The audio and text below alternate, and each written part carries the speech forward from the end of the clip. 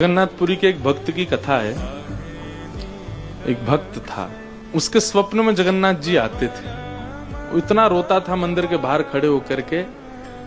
तो ठाकुर जी बोले, तू क्यों रोता है? बोले, आप बस मेरे साथ रहो, मुझे और कुछ नहीं चाहिए, और इस बात का मुझे अनुभव होना चाहिए कि आप मेरे साथ हो। तो भगवान जगन्नाथ जी ने उसको कहा, मैं तेरे साथ हमेशा हूं, और इसका अनुभव तुझे जब करना हो समुद्र की बालू में चलना, और थोड़ी दूर चलने के बाद फिर पीछे देखना, 2 पैरों के निशान तेरे होंगे और तेरे बगल में 2 पैर के निशान मेरे होंगे। उससे तुझे पता चल जाएगा मैं तेरे साथ हूं।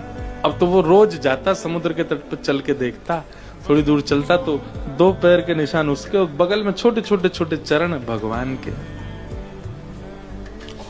इतना प्रसन्न रहता था। लेकिन ये उसके घर में कोई घटना घटी, माता जी का देहावसन हो गया, बहुत कष्ट में आ गया, इतना पीड़ा में आ गया, रोने लगा, बिलखने लगा। अपनी माँ के जाने के भाव से तुरंत दौड़ करके गया। बोले, मैं मन को शांत करने का एक ही तरीका, पता चले जगन्नाथ जी मेरे साथ।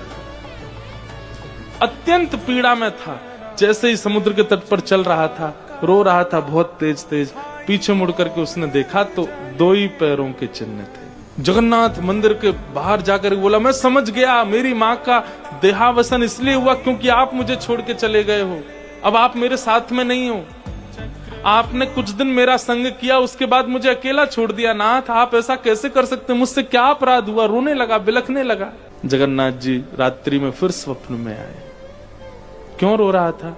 बोले, नाथ, आप मेरे साथ थे हमेशा, और आज आप मेरे साथ नहीं थे। मैंने जाके देखा 2 ही चरण चिन्ह थे, और आज ही मेरी माँ का भगवत धाम गमन हो गया। इसका मतलब आपने मुझे त्याग दिया ना? मुझसे कोई अपराध हुआ है?